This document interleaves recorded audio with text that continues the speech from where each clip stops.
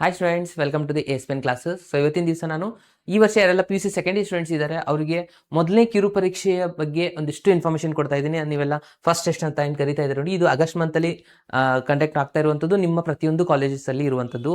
So ಇದರದ್ದು complete portion ಏನಿದೆ, ಆಮೇಲೆ ಅದರದ್ದು ಬ್ಲೂ ಪ್ರಿಂಟ್ ಯಾವ ಥರ ಬರುತ್ತೆ, ಯಾವ ಥರ ಕ್ವಶನ್ಸ್ಗಳಿರುತ್ತೆ, ನಾವು ಯಾವ ಥರ ಪ್ರಿಪೇರ್ ಮಾಡಬೇಕು, ಇದರದ್ದು ಇಂಪಾರ್ಟೆನ್ಸ್ ಏನು, ಒಂಥರ ನೀವು ಹೇಳ್ಬೋದು ಇದು ಮೊದಲನೇ ಕಿರು ಪರೀಕ್ಷೆ ಇದೆಯಲ್ಲ, ಇದನ್ನು ಮೊದಲನೇ ಕಿರು ಪರೀಕ್ಷೆ ಅನ್ನೋಗಿದ್ಲು ಇದು ಒಂದು ನಿಮ್ಮ ಮ್ಯಾಥಮೆಟಿಕ್ಸ್ ಸಲುವಾಗಿ ಇದೊಂದು ಆ್ಯನ್ಯುವಲ್ ಎಕ್ಸಾಮ್ ಅಂತಲೇ ಕನ್ಸಿಡರ್ ಮಾಡಬೇಕಾಗತ್ತೆ. ಯಾಕೆ ಅಂತ ನಾನು ಇವಾಗ ಹೇಳ್ಕೊಡ್ತಾ ಇದ್ದೀನಿ, ಅಬ್ಸರ್ವ್ ಮಾಡಿ ಸ್ಟೂಡೆಂಟ್ಸ್. ನಿಮ್ಮದು ಆ್ಯನ್ಯುವಲ್ ಎಕ್ಸಾಮು ನೀವು ಬರೆಯುವಂಥದ್ದು ಟೋಟಲ್ ಮ್ಯಾಥಮೆಟಿಕ್ಸ್ 100 ಮಾರ್ಕ್ಸ್ ಇದ್ದರೆ, ಈ 100 ಮಾರ್ಕ್ಸಲ್ಲಿ ನಿಮಗೆ ಕನ್ಸಿಡರ್ ಆಗುವಂಥದ್ದು ಟೋಟಲಿ 80 ಮಾರ್ಕ್ಸ್ ಥಿಯರಿ ಬರೀತೀರಾ ನೀವು. ಇಳಿದಿರುವಂಥ 20 ಮಾರ್ಕ್ಸು ಮಾರ್ಕ್ಸ್ ಆಗಿರುತ್ತೆ, ಅಂದರೆ ಇಂಟರ್ನಲ್ ಅಸೆಸ್ಮೆಂಟ್ ಅಂತ ಕನ್ಸಿಡರ್ ಮಾಡ್ತಾರೆ. ಆ 20ಯಲ್ಲಿ 10+10 ಎರಡು ಡಿವೈಡ್ ಆಗಿದೆ. 10 ಮಾರ್ಕ್ಸು ಅಸೈನ್ಮೆಂಟ್ನ ನೀವು ಸಬ್ಮಿಟ್ ಮಾಡ್ತೀರಾ. ಉಳಿದಿರುವಂಥ 10 ಮಾರ್ಕ್ಸ್ ಏನಿರುತ್ತೆ ನೋಡಿ, ಒಂದು 10 ಮಾರ್ಕ್ಸ್ ಅಸೈನ್ಮೆಂಟ್ ಆದರೆ ಈ ಉಳಿದಿರುವಂಥ 10 ಮಾರ್ಕ್ಸ್ ಇವೇನು ಎಕ್ಸಾಮ್ ಬರೀತಾರೆ ನೋಡಿ, ಫಸ್ಟ್ ಯೂನಿಟ್ ಟೆಸ್ಟು ಅಂದರೆ ಫಸ್ಟ್ ಟೆಸ್ಟು, ಅದಾದಮೇಲೆ mid term exam, second exam ಆಗಿರುತ್ತೆ, ಸೆಕೆಂಡ್ ಟೆಸ್ಟು, ಇವೆಲ್ಲನೂ ಅವರೇಜಲ್ಲಿ ತೊಗೊಂಡು 10ಗೆ ಕನ್ವರ್ಟ್ ಆಗುವಂಥದ್ದು. ಅಂದರೆ ನಿಮ್ಮ ಆ್ಯನ್ಯುವಲ್ ಎಕ್ಸಾಮ್ ಮಾರ್ಕ್ಸ್ ಎಂಟ್ರಿ ಆಗುವುದು ಈ ಒಂದು ಫಸ್ಟ್ ಟೆಸ್ಟಲ್ಲಿ. ಓಕೆ, ಸೊ ಈ ಟೆಸ್ಟ್ದು ಮಾರ್ಕ್ಸ್ ಆ್ಯನ್ಯುವಲ್ ಎಕ್ಸಾಮ್ ಮಾರ್ಕ್ಸ್ ಕಾರ್ಡಲ್ಲಿ ಎಂಟ್ರಿ ಆಗ್ತಾ ಇದೆ ಅಂದರೆ ಇದನ್ನು ನಾವು ಜಸ್ಟ್ ಆ್ಯಸ್ ಎ ಟೆಸ್ಟ್ ಆ ಥರ ನೋಡೋ ಹಾಗಿಲ್ಲ. ಇದನ್ನು ನಾನು ಆ್ಯನ್ಯುವಲ್ ಎಕ್ಸಾಮ್ಗೆ ನೀವು ಯಾವ ಥರ ಪ್ರಿಪೇರ್ ಮಾಡ್ತೀರ ನೋಡಿ, ಅದೇ ಫೀಲಲ್ಲೇ ಇದನ್ನು ಇಷ್ಟೊಂದು ಇಂಪಾರ್ಟೆಂಟ್ ಕೊಟ್ಟು ಇದನ್ನು ನಾವು ಪ್ರಿಪೇರ್ ಮಾಡಬೇಕಾಗತ್ತೆ. ಸೊ ನೀವೇನಾದರೂ ಪ್ರಿಪೇರ್ ಮಾಡಲಿಲ್ಲ, ಸುಮ್ಮನೆ ಹೇಗೆ ಬರೆದ್ರಿ, ನೆಗ್ಲೆಕ್ಟ್ ಮಾಡಿದ್ರಿ, ಇದೊಂದು normally unit test, monthly test ಆಗ್ತಾ ಇರೋತ್ತ ಹಾಗೆ ಇದನ್ನು ಅಂತ ಕನ್ಸಿಡರ್ ಮಾಡಿಕೊಂಡ್ರೆ ಅಗೇನ್ ನೀವು ಬಹಳ ವರಿ ಮಾಡಬೇಕಾಗತ್ತೆ ಸ್ಟೂಡೆಂಟ್ಸ್. ಈ ಎಕ್ಸಾಮ್ ಮತ್ತೊಂದು ಸತಿ ರಿಪೀಟ್ ಆಗೋದಿಲ್ಲ. ಅಬ್ಸೆಂಟ್ ಯಾವುದೇ ಕಾರಣಕ್ಕೆ ಇರ್ಲಿಕ್ಕೆ ಹೋಗಬೇಡಿ. ನೀವು ಫಸ್ಟ್ ಎಕ್ಸಾಮ್ ಕೂಡಲೇಬೇಕು. ಓಕೆ, ನೀವು ಬೇಕಿದ್ರೆ ಥಿಯರಿ ಎಕ್ಸಾಮ್ಗೆ ಇದಕ್ಕೆ ಇನ್ನೊಂದು ಅಲ್ಟರ್ನೇಟ್ ಇದೆ, ಸೆಕೆಂಡ್ ಎಕ್ಸಾಮ್ ಅಂತ ಬರುತ್ತೆ, ಎಕ್ಸಾಮ್ 2 ಅಂತ ಕುಂತು ನೀವು ಈ ಎಕ್ಸಾಮ್ನ ಇಂಪ್ರೂವ್ಮೆಂಟ್ ಮಾಡ್ಬೋದು, ಮಾರ್ಕ್ಸ್ನ ಚೇಂಜಸ್ ಮಾಡ್ಬೋದು. ಬಟ್ ಒಂದು ಸತಿ ಈ ಎಕ್ಸಾಮ್ಗೆ ನೀವೇನಾದರೂ ಅಬ್ಸೆಂಟ್ ಆದ್ರಿ ಅಥವಾ ಎಕ್ಸಾಮಲ್ಲಿ ಚಲೋ ಮಾರ್ಕ್ಸ್ ಬರಲಿಲ್ಲ ಅಂದರೆ ಇದು ವಾಪಸ್ ಚೇಂಜ್ ಆಗಲ್ಲ. 20ಗೆ ಎಷ್ಟು ಮಾರ್ಕ್ಸ್ ಬಿದ್ದಿರುತ್ತೆ ನೋಡಿ, ಅದು ಫೈನಲ್ ಆಗುವಂಥದ್ದು. ಇದಕ್ಕೆ ನಿಮಗೆ ಇಂಪ್ರೂವ್ಮೆಂಟ್ ಮಾಡ್ಕೊಳ್ಳಿಕ್ಕೆ ಆಪ್ಷನ್ ಇದೆ ಎಕ್ಸಾಮ್ 2, ಬಟ್ ಇದಕ್ಕೆ ಇಲ್ಲ. ಬೈ ಚಾನ್ಸ್ ನೀವು ಇದನ್ನೇನಾದರೂ ಅಬ್ಸೆಂಟ್ ಆದ್ರಿ ಅಂತ ಅನ್ಕೊಳ್ಳಿ, ಎಕ್ಸಾಮ್ಗೆ ನಿಮಗೆ 20 ಮಾರ್ಕ್ಸ್ ಲೆಸ್ ಆಗಿಬಿಡುತ್ತೆ. ಈ 80ಗೆ ನೀವು 35 ಮಾರ್ಕ್ಸ್ ತೊಗೊಂಡು ಪಾಸ್ ಆಗಬೇಕಾಗತ್ತೆ. ಸೊ ಈ ಥರ ಇರುವಂಥದ್ದು. ಸೊ ಹಾಗಾಗಿ ಈ ಫಸ್ಟ್ ಎಕ್ಸಾಮ್ ಬಹಳ ಇಂಪಾರ್ಟೆಂಟು. ನಾನು ಇದಕ್ಕೆ ಆ್ಯನ್ಯುವಲ್ ಎಕ್ಸಾಮ್ ಅಂತಲೇ ಕರಿತೀನಿ. Okay, so mini annual exam ಅಂತಲೇ ಕರಿತೀನಿ ನೀವು, ಯಾಕಂದರೆ ಮ್ಯಾಥಮೆಟಿಕ್ಸ್ ಸಲುವಾಗಿ ಇದು ಮಾರ್ಕ್ಸ್ ಎಂಟ್ರಿ ಆಗ್ತಾ ಇದೆ. ನೀವು ಆ್ಯನ್ಯುವಲ್ ಎಕ್ಸಾಮ್ ಬಂದಾಗ ತಕ್ಷಣ ಎಷ್ಟು ಸೀರಿಯಸ್ ಆಗಿ ಓದ್ತಿರಲ್ಲ, ಇವಾಗಿಂದನೇ ಓದಲೇಬೇಕು, ಯಾಕಂದರೆ ನಿಮ್ಮ ಮಾರ್ಕ್ಸು ಇದರಲ್ಲಿ ಆ್ಯಡ್ ಆಗ್ತಾ ಇದೆ. ಅರ್ಥ ಆಗ್ತಾ ಇದೆ ಅಲ್ಲ? ಸೊ ಇವಾಗ ಮೊದಲಿಗೆ ನೋಡೋಣ ಪಿ ಯು ಸಿ ಸೆಕೆಂಡ್ ಇಯರ್ದು ಏನೆಲ್ಲ ಪೋರ್ಷನ್ಸ್ನ ನಿಮಗೆ ಕನ್ಸಿಡರ್ ಮಾಡಿದ್ದಾರೆ ಅಂತ ಹೇಳಿ. ನಿಮ್ಮ ಎಕ್ಸಾಮಲ್ಲಿ ಈ 5 ಚಾಪ್ಟರ್ಸ್ಗಳು ಇರುತ್ತೆ ಸ್ಟೂಡೆಂಟ್ಸ್. ಸೊ ಬೇರೆ ಬೇರೆ ಡಿಸ್ಟಿಕಲ್ಲಿ ಇದ್ರೂ ಕೂಡ ಇದೊಂದು ಕಾಮನ್ ಆಗಿ ಇದೊಂದು ಸಿಲೆಬಸ್ನ ಕ್ಲಿಯರ್ ಮಾಡಿದ್ದಾರೆ ಈ ಸತಿ, ಸ್ಪ್ಲಿಟ್ ಸಿಲೆಬಸ್ ಅಂತ ಹೇಳಿ. ಸೊ ಆಲ್ಮೋಸ್ಟ್ ಆಲ್ ಎಲ್ಲ ಕಾಲೇಜಸಲ್ಲಿ ರಿಲೇಷನ್ ಆ್ಯಂಡ್ ಫಂಕ್ಷನ್ ಇರುತ್ತೆ, ಇನ್ವರ್ಸ್ ಟ್ರಿಗ್ನೋಮೆಟ್ರಿ ಫಂಕ್ಷನ್ ಇರುತ್ತೆ, ಮ್ಯಾಟ್ರಿಕ್ಸ್ ಇರುತ್ತೆ, ಡಿಟರ್ಮಿನೆಂಟ್ ಇರುತ್ತೆ, ಅದಾದಮೇಲೆ ಕಂಟಿನ್ಯೂಟಿ ಆ್ಯಂಡ್ ಡಿಫರೆನ್ಷಿಯಾಬಿಲಿಟಿ. ಈ 5 ಚಾಪ್ಟರ್ಸ್ಗಳ ಮೇಲೆ ನಿಮ್ಮ ಫಸ್ಟ್ ಟೆಸ್ಟ್ ಇರುವಂಥದ್ದು ಸ್ಟೂಡೆಂಟ್ಸ್. ಓಕೆ, ಸೊ ಇದಾಗಿದೆ ನಿಮ್ಮದು ಟೆಸ್ಟ್ ಪೋರ್ಷನ್ನು. ಸೊ ಎಲ್ಲ ಕಂಪ್ಲೀಟ್ ಆಗಿಲೇ ಮಾಡಲೇಬೇಕಾಗುತ್ತೆ. ಸೊ 5 ಚಾಪ್ಟರ್ ಹೇಗೆ ಮಾಡೋದು ಅಂತ ಅನ್ನಲ್ಲ, ನೀವು ಮಾಡಲೇಬೇಕು. ಸೊ ಆಲ್ರೆಡಿ ಇದ್ರ ಮೇಲೆ ಒಂದೆರಡು ಯೂನಿಟ್ ಟೆಸ್ಟ್ ನಿಮ್ದು ಆಗಿರುತ್ತೆ.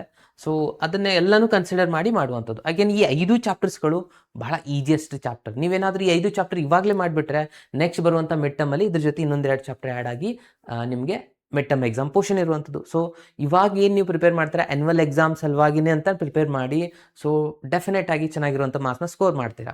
ಓಕೆ, ಸೊ ಇವಾಗಂತೂ ಒಂದು ಕ್ಲಿಯರ್ ಆಯಿತು. ರಿಲೇಷನ್ ಆ್ಯಂಡ್ ಫಂಕ್ಷನ್ ಇದೆ, ಇನ್ವರ್ಸ್ ಟ್ರಿಗ್ನೋಮೆಟ್ರಿ ಇದೆ, ಮ್ಯಾಟ್ರಿಕ್ಸ್ ಇದೆ, ಡಿಟರ್ಮಿನೆಂಟ್ ಇದೆ, ಅದಾದಮೇಲೆ ಕಂಟಿನ್ಯೂಟಿ ಆ್ಯಂಡ್ ಡಿಫರೆನ್ಷಿಯಾಬಿಲಿಟಿ. ಇದರಲ್ಲಿ ಮೋಸ್ಟ್ ಇಂಪಾರ್ಟೆಂಟ್ ಚಾಪ್ಟರ್ಸ್ನ ನಾನು ಹೇಳ್ತೀನಿ. ಇದು ಕಂಟಿನ್ಯೂಟಿ ಆ್ಯಂಡ್ ಡಿಫರೆನ್ಷಿಯಾಬಿಲಿಟಿ ಇದೆಲ್ಲ ಅದು ಮೋಸ್ಟ್ ಇಂಪಾರ್ಟೆಂಟ್. ಇದರಲ್ಲಿ ಮಿನಿಮಮ್ ಏನಿಲ್ಲ ಅಂದರೆ 18 to 20 ಮಾರ್ಕ್ಸ್ ಬರುವಂಥ ಚಾನ್ಸಸ್ ಇರುತ್ತೆ. ಯಾಕಂದರೆ ಇದರಲ್ಲಿ ನೀವು ನೋಡ್ತಾ ಹೋಗ್ಬೋದು, continuity and differentiability 1 marks, 1-2 questions ಅಂದ್ರೆ ಬಂದೇ ಬರುತ್ತೆ. MCQ ಇದೆ, 2 ಮಾರ್ಕ್ಸ್ ಇದೆ, 3 ಮಾರ್ಕ್ಸ್ ಇದೆ, 5 ಮಾರ್ಕ್ಸ್ ಇದೆ, 4 ಮಾರ್ಕ್ಸ್ ಇದೆ ಸ್ಟೂಡೆಂಟ್ಸ್. ಇದು ಟೋಟಲಿ ಕಂಪಲ್ಸರಿಲಿ ಕೇಳಲೇಬೇಕಾಗಿರುವಂಥದ್ದು. ಓಕೆ, 4 ಮಾರ್ಕ್ಸ್ನ ಒಂದೊಂದ್ಸತಿ ಅವರು 1 ಮಾರ್ಕ್ಸ್ ಆ್ಯಡ್ ಮಾಡಿ 5 ಮಾರ್ಕ್ಸ್ನೆಲ್ಲ ಕೇಳುವಂಥ ಚಾನ್ಸಸ್ ಇರುತ್ತೆ.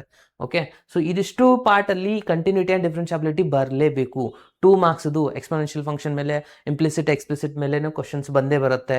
ಓಕೆ, 3 ಮಾರ್ಕ್ಸ್ ಮೇಲೆ ಪ್ಯಾರಾಮೆಟ್ರಿಕ್ ಫಾರ್ಮ್ ಮೇಲೆ ಬಂದೇ ಬರುತ್ತೆ. 5 ಮಾರ್ಕ್ಸಿಂದ ಅಂದರೆ ಡಬಲ್ ಡಿಫರೆನ್ಷಿಯೇಷನ್ ಬರಲೇಬೇಕು. 4 ಮಾರ್ಕ್ಸಿದ್ದು finding the K value continuity ಮೇಲೆ ಬರಲೇಬೇಕು. ಸೊ ಇದಿಷ್ಟೆಲ್ಲ ಕಾನ್ಸೆಪ್ಟ್ ಇದೆ ಕಂಟಿನ್ಯೂಟಿ. ಸೊ ಹಾಗಾಗಿ ಇದು most important chapter, high weightage chapter ಆಗುತ್ತೆ.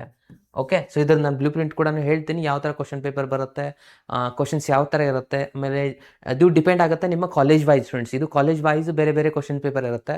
ಸೊ ಕಾಲೇಜ್ ಲೆವೆಲಲ್ಲೇ ನಡೆಯುವಂಥದ್ದಾಗಿರುತ್ತೆ. ಸೊ ಹಾಗಾಗಿ ಡಿಪೆಂಡ್ ಆಗುತ್ತೆ ನಿಮ್ಮ ಲೆಕ್ಚರ್ಸ್ ಎಷ್ಟು ಇದರಲ್ಲಿ ಪೋರ್ಷನ್ಸ್ ಮುಗಿಸಿದ್ದಾರೆ, ಅದ್ರ ಮೇಲೆ ಅವರು ಕ್ವಶನ್ಸ್ ಪೇಪರ್ನ ತೆಗೆಯೋದಾಗಿರುತ್ತೆ. ಓಕೆ. ಸೊ ಓರಲಿ ನಾನು ನಿಮಗೆ ಹೇಳ್ಕೊಡ್ತೀನಿ ಯಾವ ಥರ ಯೂಶಲಿ ಕ್ವಶನ್ ಪೇಪರ್ ಆಗುತ್ತೆ, ಎಷ್ಟು MCQ ಇರುತ್ತೆ, ಫಿಲ್ ಇನ್ ದ ಬ್ಲಾಂಕ್ಸ್ ಎಷ್ಟು, 2 ಮಾರ್ಕ್ಸ್ ಎಷ್ಟಿರ್ಬೋದು, 3 ಮಾರ್ಕ್ಸ್ ಎಷ್ಟಿರ್ಬೋದು ಅಂತ ಒಂದು ಕ್ವಿಕ್ ಆಗಿ ನಿಮಗೆ ಐಡಿಯಾ ಕೊಡ್ತೀನಿ. ಸೊ ಹಾಗಾಗಿ ಫಸ್ಟ್ ಚಾಪ್ಟರ್ ಇದು ಅಂತ ನಿಮ್ಗೆ ಗೊತ್ತಾಯ್ತಾ, ಇದು ಇಂಪಾರ್ಟೆಂಟು. ಇದಾದ್ಮೇಲೆ ಈಜಿಯೆಸ್ಟ್ ಚಾಪ್ಟರ್ಸ್ಗೆ ನಾವು ಹೋಗ್ತಾ ಹೋದ್ರೆ ರಿಲೇಷನ್ ಆ್ಯಂಡ್ ಫಂಕ್ಷನ್ ಈಜಿಯೆಸ್ಟು, ಆರಾಮಾಗಿ ಸ್ವಲ್ಪ ಬರೆಯೋದಿರುತ್ತೆ, ಮಾರ್ಕ್ಸ್ ಸ್ಕೋರ್ ಮಾಡ್ಬೋದು. ಅದಾದಮೇಲೆ ಮ್ಯಾಟ್ರಿಕ್ಸ್ ಇದೆ, ಡಿಟರ್ಮಿನೆಂಟ್ ಇದೆ. ಓಕೆ. ಸೊ ಇದಿಷ್ಟು ಇರುವಂಥದ್ದು. ಇದ್ರ ಬಗ್ಗೆ ಬ್ಲೂ ಪ್ರಿಂಟ್ ಇವಾಗ ಡಿಸ್ಕಷನ್ ಮಾಡೋಣ. ಮೊದಲಿಗೆ ನಿಮ್ಮದು ಎಕ್ಸಾಮ್ ಪ್ಯಾಟರ್ನ್ ಏನೇನೋ ಇರುತ್ತೆ ಅಂತ ನೋಡ್ತಾ ಹೋಗೋಣ. ಓಕೆ. ಸೊ ನಿಮ್ಮದು ಎಕ್ಸಾಮ್ ಪ್ಯಾಟರ್ನ್ ನೋಡ್ತಾ ಹೋದ್ರೆ 1 ಮಾರ್ಕ್ಸ್ದು ಕ್ವಶನ್ಸ್ಗಳಲ್ಲಿ MCQ plus fill in the blanks, ಇದು ನಿಮ್ಮದು ಪಾರ್ಟ್ ಎ ಅಂತ ಕನ್ಸಿಡರ್ ಮಾಡಿರ್ತಾರೆ. ಓಕೆ. ಸೊ ಎಲ್ಲ ಕಡೆ ನೋಡಿದ್ರೆ ಇದೇ ಥರನಾಗಿ ಇರುವಂಥದ್ದು. ಸೊ ಇದೇ ಥರನಾಗಿ ಫಾಲೋ ಮಾಡ್ತಾರೆ. ಪಾರ್ಟ್ ಎಲ್ಲಿ ಟೋಟಲಿ 10 ಕ್ವಶನ್ಸ್ಗಳಿರುತ್ತೆ ಸ್ಟೂಡೆಂಟ್ಸ್, ಕಂಪಲ್ಸರಿ ಕ್ವಶನ್ಸ್ಗಳಿರುತ್ತೆ. ಓಕೆ. 10 ಕ್ವಶನ್ಸ್ಗಳಿರುತ್ತೆ. ಎಲ್ಲ ಕ್ವಶನ್ಸ್ನ ನೀವು ಬರೀಲೇಬೇಕು, ಎಲ್ಲಾನು 1 ಮಾರ್ಕ್ಸ್ ಕ್ವಶನ್. ಇದರಲ್ಲಿ 7 MCQ ಕ್ವಶನ್ಸ್ಗಳು ಕೇಳಿದ್ರೆ 3 ಫಿಲ್ ಇನ್ ದ ಬ್ಲಾಂಕ್ಸ್ ಕ್ವಶನ್ಸ್ಗಳನ್ನ ಕೇಳ್ತಾರೆ. ಸೊ ಟೋಟಲ್ ಆಗಿ 10 ಮಾರ್ಕ್ಸ್ ಆಗುತ್ತೆ. ಯಾವುದು 1 ಮಾರ್ಕ್ಸಲ್ಲಿ.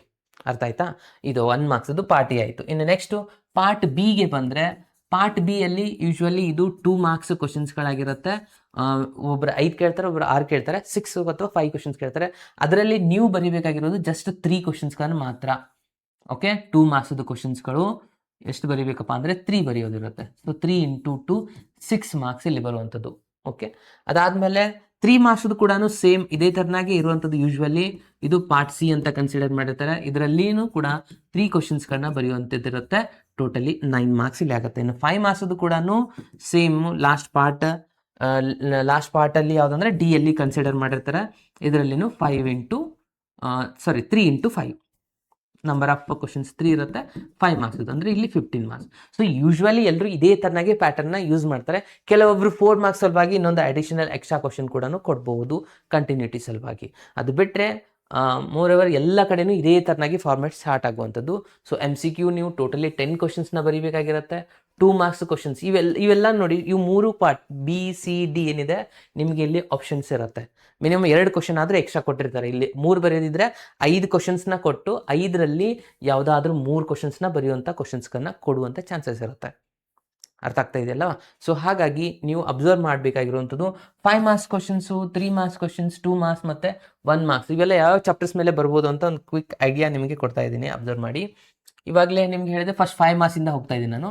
5 ಮಾರ್ಕ್ಸ್ ಕ್ವಶನ್ಸ್ ಬರ್ಬೇಕಾದ್ರೆ ಇವಾಗ ನೋಡಿ ಆಲ್ರೆಡಿ ನಿಮ್ಗೆ ಯಾವ ಚಾಪ್ಟರ್ ಇದೆ, ರಿಲೇಷನ್ ಆ್ಯಂಡ್ ಫಂಕ್ಷನ್ ಇದೆ, ITF ಇದೆ, ಅಗೇನ್ ಮ್ಯಾಟ್ರಿಕ್ಸ್ ಇದೆ, ಡಿಟರ್ಮಿನೆಂಟ್ ಇದೆ, ಕಂಟಿನ್ಯೂಟಿ ಆ್ಯಂಡ್ ಡಿಫ್ರೆನ್ಷಿಯಾಬಿಲಿಟಿ ಇದೆ. ಸ್ಟೂಡೆಂಟ್ಸ್ 5 ಮಾರ್ಕ್ಸ್ ಕ್ವಶನ್ಸು ನಾನು ಇಲ್ಲಿ ಬರೀತಾ ಇದ್ದೀನಿ ನೋಡಿ. 5 ಮಾರ್ಕ್ಸ್ ಕ್ವಶನ್ಸ್ 1 ಅಥವಾ 2 ಕ್ವಶನ್ಸ್ ಇಲ್ಲಿ ಬರಲೇಬೇಕು. ಯಾಕಂದರೆ 5 ಮಾರ್ಕ್ಸ್ ಕ್ವಶನ್ಸ್ ಬರುವಂಥ ಚಾಪ್ಟರ್ಸ್ಗಳು ರಿಲೇಷನ್ ಆ್ಯಂಡ್ ಫಂಕ್ಷನ್ ಆಗಿರುತ್ತೆ, ಮ್ಯಾಟ್ರಿಕ್ಸ್ ಮೇಲೆ 1 ಕ್ವಶನ್ ಬರುವಂಥದ್ದಾಗಿರುತ್ತೆ, ಡಿಟರ್ಮಿನೆಂಟ್ ಮೇಲೇನೂ 1 ಕ್ವಶನ್ ಬರಬೇಕು. ಸೊ ಇಲ್ಲಿ ಏನಾಗುತ್ತೆ, 4 ಕ್ವಶನ್ಸ್ ಅದು 5 ಕ್ವಶನ್ಸ್ ಕೇಳಲೇಬೇಕು. ಸೊ ಕಂಪಲ್ಸರಿ ಇಲ್ಲಿ ಇನ್ನೊಂದು ಕ್ವಶನ್ನ ಆ್ಯಡ್ ಮಾಡುವಂಥ ಚಾನ್ಸಸ್ ಇರುತ್ತೆ. 2 ಕ್ವಶನ್ಸ್ಗಳು ಬರುವಂಥ ಚಾನ್ಸಸ್ ಇರುತ್ತೆ. ಓಕೆ. ಸೊ ಇದು ಇಲ್ಲಿ 1 ಕ್ವಶನ್ನು, ಇಲ್ಲಿ 1 ಕ್ವಶನ್, ಇಲ್ಲಿ 1 ಕ್ವಶನ್, ಇವೆಲ್ಲನೂ 5 ಮಾರ್ಕ್ಸ್ದು ಕ್ವಶನ್ಸ್ಗಳು. ಇಲ್ಲಿ ಡಬಲ್ ಆಗುವಂಥ ಚಾನ್ಸಸ್ಗಳು ಇರುತ್ತೆ. ಇಲ್ಲೊಬ್ರು ಡಿಟರ್ಮಿನೆಂಟ್ ಮೇಲೂ ಡಬಲ್ ಮಾಡ್ಬೋದು, ಇಲ್ಲ ಮ್ಯಾಟ್ರಿಕ್ಸ್ ಮೇಲೂ ಡಬಲ್ ಕ್ವಶನ್ಸ್ ಮಾಡ್ಬೋದು. ಬಟ್ ಕಂಪಲ್ಸರಿ ಒಂದೊಂದಂತರೂ ಬಂದೇ ಬರುತ್ತೆ. ಇಲ್ಲಿ ITF ಮೇಲೆ 5 ಮಾರ್ಕ್ಸ್ ಕ್ವಶನ್ಸ್ಗಳು ಇರಲ್ಲ. ಇನ್ನು 3 ಮಾರ್ಕ್ಸ್ದವರು ಕೇಳಬೇಕಾಗಿತ್ತಂದರೆ ಇಲ್ಲಿ ಯಾವ್ಯಾವ್ದು ಬರುತ್ತಪ್ಪ ಅಂದರೆ ರಿಲೇಷನ್ ಆ್ಯಂಡ್ ಫಂಕ್ಷನ್ ಮೇಲೆ ರಿಲೇಷನ್ದೇ ಕ್ವಶನ್ ಕೇಳ್ತಾರೆ, ರಿಫ್ಲೆಕ್ಸಿವ್ ಸಿಮೆಟ್ರಿಕ್ ಟ್ರಾನ್ಸಿಟಿವ್ದು. ಅದಾದಮೇಲೆ ITF ಮೇಲೆ ಕಂಪಲ್ಸರಿ ಬಂದೇ ಬರುತ್ತೆ. ಮ್ಯಾಟ್ರಿಕ್ಸ್ ಮೇಲೆ 3 ಮಾರ್ಕ್ಸ್ ಇರ್ತದೆ. ಇಲ್ಲಿ ಡಿಟರ್ಮಿನೆಂಟ್ ಮೇಲೆ 3 ಮಾರ್ಕ್ಸ್ ಬರಲ್ಲ. ಡಿಫ್ರೆನ್ಷಿಯೇಷನ್ ಮೇಲೆ 5.6 ಎಕ್ಸಸೈಸು ಅದರ ಮೇಲೆ ಕಂಪಲ್ಸರಿ ಬಂದೇ ಬರುತ್ತೆ. ನೆಕ್ಸ್ಟು 2 ಮಾರ್ಕ್ಸ್ ಕ್ವಶನ್ಸ್ನ ನೋಡ್ತಾ ಹೋದರೆ 2 ಮಾರ್ಕ್ಸ್ದು ರಿಲೇಷನ್ ಮೇಲೆ ಇಲ್ಲ ಸ್ಟೂಡೆಂಟ್ಸ್. 2 ಮಾರ್ಕ್ಸ್ ಕ್ವಶನ್ಸ್ಗಳು ITF ಮೇಲೆ ಬಂದೇ ಬರುತ್ತೆ. ಮ್ಯಾಟ್ರಿಕ್ಸ್ ಮೇಲೆ ಇಲ್ಲ 2 ಮಾರ್ಕ್ಸ್ದು. ಡಿಟರ್ಮಿನೆಂಟ್ ಮೇಲೆ ಏರಿಯಾ ಆಫ್ ದ ಟ್ರಯಾಂಗಲ್ ಒಂದು ಎಕ್ಸಸೈಸ್ ಇದೆ, 8 ಎಕ್ಸಾಂಪಲ್ಸ್ ಇದೆ, ಅದು ಪರ್ಫೆಕ್ಟ್ ಮಾಡಿದ್ರೆ ಇಲ್ಲಿ 2 ಮಾರ್ಕ್ಸ್ ಕ್ವಶನ್ ಕನ್ಫರ್ಮ್. ಅದಾದಮೇಲೆ ಡಿಫ್ರೆನ್ಷಿಯೇಷನ್ ಮೇಲೇನು ಕಂಪಲ್ಸರಿ ಬರುತ್ತೆ. ಯಾವುದಪ್ಪ ಅಂದರೆ ಇಂಪ್ಲಿಸಿಟ್ ಎಕ್ಸ್ಪ್ಲಿಸಿಟ್ ಡಿಫ್ರೆನ್ಷಿಯೇಷನ್ ಬಂದೇ ಬರುತ್ತೆ ಸ್ಟೂಡೆಂಟ್ಸ್. ಸೊ ಹಾಗಾಗಿ ಇಲ್ಲಿನೂ ಒಂದು 2 ಮಾರ್ಕ್ಸ್ ಬರುತ್ತೆ. ಇವಾಗ ನೋಡಿ 1, 2, 3 ಮೂರೇ ಕ್ವಶನ್ಸ್, 3 ಚಾಪ್ಟರ್ಸ್ ಮೇಲೆ 2 ಮಾರ್ಕ್ಸ್ ಇರೋದ್ರಿಂದ ಸೊ ಇಲ್ಲಿ ಡಬಲ್ ಆಗುವಂಥ ಚಾನ್ಸಸ್ ಇರುತ್ತೆ. ಯಾವುದು ಕಂಟಿನ್ಯೂಟಿ ಆ್ಯಂಡ್ ಡಿಫ್ರೆನ್ಷಿಯಾಬಿಲಿಟಿ ಮೇಲೆ 2 ಕ್ವಶನ್ಸ್ಗಳು ಕೇಳ್ಬೋದು. ಅಗೇನ್ ಡಿಟರ್ಮಿನೆಂಟ್ ಮೇಲೆ 2 ಕೇಳ್ಬೋದು, ಇಲ್ಲ 1 ಕೇಳ್ಬೋದು, ಅಥವಾ ITF ಮೇಲೆ ಇಲ್ಲಿನೂ 2 ಕ್ವಶನ್ಸ್ ಕೇಳ್ಬೋದು. ಅಗೇನ್ ಇಲ್ಲಿನೂ ಅಬ್ಸರ್ವ್ ಮಾಡಿ 1, 2, 3, 4 ಇದ್ದಾವೆ. ಅಂದರೆ ಇಲ್ಲಿ ಡಿಫ್ರೆನ್ಷಿಯೇಷನ್ ಡಬಲ್ ಆಗ್ಬೋದು, ಇಲ್ಲ ITF ಡಬಲ್ ಆಗ್ಬೋದು, ಡಿಪೆಂಡ್ ಅಪಾನ್ ನಿಮ್ಮ ಟೀಚರ್. ಬಟ್ ಕಂಪಲ್ಸರಿ ಒಂದಂದ್ರೂ ಬಂದೇ ಬರುತ್ತೆ. ಇನ್ನು ಉಳಿದಿರೋದು MCQ 10 MCQಸ್ಗಳಿದ್ದಾವೆ. 5 ಚಾಪ್ಟರ್ ಎಲ್ಲದ್ರ ಮೇಲೆ 2 ಕ್ವಶನ್ ಕೇಳ್ಬೋದು. ಇಲ್ಲಾಂದರೆ ಕಂಟಿನ್ಯೂಟಿ ಆ್ಯಂಡ್ ಡಿಫ್ರೆನ್ಷಿಯಾಬಿಲಿಟಿ 3 ಬರ್ಬೋದು. ಅಂದರೆ 2 MCQ, 1 ಫಿಲ್ ಇನ್ ದ ಬ್ಲಾಂಕ್ಸಲ್ಲಿನೂ ಕೇಳುವಂಥ ಚಾನ್ಸಸ್ ಇರುತ್ತೆ. ಅರ್ಥ ಆಯ್ತಲ್ವಾ? ಸೊ ಇದು ಓರಲ್ಲಿ ನಾನು ನಿಮಗೆ ಕೊಟ್ಟಿರುವಂಥದ್ದು most important chapter continuity and differentiability. ಯಾವುದೇ ಕಾರಣಕ್ಕೂ ಇದನ್ನು ಮಿಸ್ ಮಾಡಬೇಡಿ. ಭಾಳ ಸ್ಟೂಡೆಂಟ್ಸ್ ಏನಾದ್ರು ಭಾಳಷ್ಟು ಎಕ್ಸಸೈಸ್ ಇದೆ ಅಂತ ಸ್ಕಿಪ್ ಮಾಡ್ತೀರಾ, ಅಲ್ಲೇ ನೀವು ಮೇಜರ್ ಮಾರ್ಕ್ಸ್ನ ಕಳ್ಕೊಳ್ಳೋದು. ಫ್ರೆಂಡ್ಸ್, ಇದು ನಿಮ್ಮ ಆ್ಯನ್ಯುವಲ್ ಎಕ್ಸಾಮ್, ಗೊತ್ತಾಯ್ತಾ? ಸೊ ಆ್ಯನ್ಯುವಲ್ ಎಕ್ಸಾಮ್ 3 ಥರನೇ ಓದಿ, ಇವಾಗಿಂದನೇ ಪ್ರಾಪರಾಗಿ ರೆಡಿ ಮಾಡಿ. ಇದರಲ್ಲಿ ಏನಾದರೂ ನಿಮಗೆ ಮಾರ್ಕ್ಸ್ ಕಡಿಮೆ ಬಂದರೆ ಓಕೆ, ಇವಾಗ ನೋಡಿ ಒಂದು ಎಕ್ಸಾಂಪಲ್ ಹೇಳ್ತೀನಿ. 40 ಮಾರ್ಕ್ಸ್ ಇದೆ, 20 ಮಾರ್ಕ್ಸ್ ತೊಗೊಂಡ್ರೆ ಇದು 10ಗೆ 5 ಬಿದ್ದ ಹಾಗೆ, ಅರ್ಥ ಆಯ್ತಾ ಫ್ರೆಂಡ್ಸ್? ಸೊ ಹಾಗಾಗಿ ಈ ಒಂದು ಎಕ್ಸಾಮು ಬಹಳ ಇಂಪಾರ್ಟೆಂಟ್ ಆಗುವಂಥದ್ದು ನಾನು ನಿಮಗೆ ಹೇಳ್ತಾ ಇದ್ದೀನಿ. ಸೊ ಹಾಗಾಗಿ ನೆಗ್ಲೆಕ್ಟ್ ಮಾಡ್ಲಿಕ್ಕೆ ಹೋಗ್ಬಿಡಿ. ಸೊ ಇದರಲ್ಲಿ ಈಸಿ ಇರುವಂಥ ಚಾಪ್ಟರ್ಸ್ಗಳು ಬಹಳ ಇದ್ದಾವೆ, ರಿಲೇಷನ್ ಫಂಕ್ಷನ್, ಮ್ಯಾಟ್ರಿಕ್ಸು, ಡಿಟರ್ಮೆಂಟು. ಸೊ ನೀವು ಅಬ್ಸರ್ವ್ ಮಾಡಿ, ಇಲ್ಲಿ ನೀವು ಬರೀಬೇಕಾಗಿರೋದು 3 ಕ್ವಶನ್ಸ್ 5 ಮಾರ್ಕ್ಸ್. ಅಂದರೆ ಡಿಫ್ರೆನ್ಷಿಯೇಷನ್ ಈಸಿ ಟಾಸ್ಕ್ ಆಗುತ್ತೆ, ಅಗೇನ್ ಮ್ಯಾಟ್ರಿಕ್ಸ್ ಈಸಿ ಆಗುತ್ತೆ, ರಿಲೇಷನ್ ಆ್ಯಂಡ್ ಫಂಕ್ಷನ್ ಈಸಿ ಆಗುತ್ತೆ. ಇಲ್ಲಿ ಆರಾಮಾಗಿ 3 ಇಂದ 4 ಕ್ವಶನ್ ಕವರ್ ಆಗ್ಬೋದು. ಒಂದೇ ಮಿಸ್ ಆಗ್ಬೋದು, ಡಿಟರ್ಮೆಂಟು ಸ್ವಲ್ಪ ಲೆಂದಿ ಇದೆ, ಕ್ಯಾಲ್ಕುಲೇಷನ್ ಮಾಡಲಿಕ್ಕೆ ಟೈಮ್ ಭಾಳ ಹೇಳುತ್ತೆ. ಸೊ ಬೆಟರ್ ಅದನ್ನ ಬಿಟ್ಟು ಉಳಿಕಿದ್ದನ್ನು ನೀವು ಟಾರ್ಗೆಟ್ ಮಾಡ್ಕೊಳ್ಳಿ, ಯಾಕಂದರೆ ಇದು ಟೈಮ್ ಭಾಳ ತಗೋತ್ತೆ, ಕನ್ಫರ್ಮೇಷನ್ ಇಲ್ಲ ಕರೆಕ್ಟ್ ಆಗುತ್ತಾ ಇಲ್ವಾ ಅಂತ ಹೇಳಿ. ಓಕೆ, ಸೊ ಇದನ್ನು ನೀವು ನೆನಪಿನಲ್ಲಿ ಇಟ್ಕೊಂಡು ಪ್ಲ್ಯಾನ್ ಮಾಡಿ. ಸೊ ಇದಾಗಿತ್ತು ಇವತ್ತಿನ ಕ್ಲಾಸು. ಸೊ ಇದಿಷ್ಟು ನಿಮ್ಮ ಎಕ್ಸಾಮ್ ಪೋರ್ಷನ್ ಮತ್ತು ಬ್ಲೂ ಪ್ರಿಂಟ್ ಬಗ್ಗೆ. ಇನ್ನು ಮುಂದಿನ ಕ್ಲಾಸಲ್ಲಿ ಇದ್ರ ಬಗ್ಗೆ ಇನ್ನೊಂದಿಷ್ಟು ಡಿಟೇಲ್ ಆಗಿ ಪ್ರತಿಯೊಂದು ಕ್ಲಾಸಸ್ದು ರಿವಿಷನ್ ಕೂಡ ನಾನು ಕಂಡಕ್ಟ್ ಮಾಡ್ತೀನಿ. ಆದಷ್ಟು ನಿಮ್ಮೆಲ್ಲ ಫ್ರೆಂಡ್ಸ್ಗಳಿಗೆ ಈ ಒಂದು ವಿಡಿಯೋ ಲಿಂಕ್ನ ಶೇರ್ ಮಾಡಿ. ಇನ್ಮೇಲಿಂದ ನನ್ನ ಕ್ಲಾಸ್ಗಳು ನಿಮಗೆ ಅಪ್ಡೇಟ್ ಆಗ್ತಾ ಹೋಗುತ್ತೆ ಸ್ಟೂಡೆಂಟ್ಸ್. ಓಕೆ, ಸೊ ಅಲ್ಲಿವರೆಗೂ ಕೀಪ್ ವಾಚಿಂಗ್, ಕೀಪ್ ಲರ್ನಿಂಗ್, ಬಾಯ್, ಟೇಕ್ ಕೇರ್.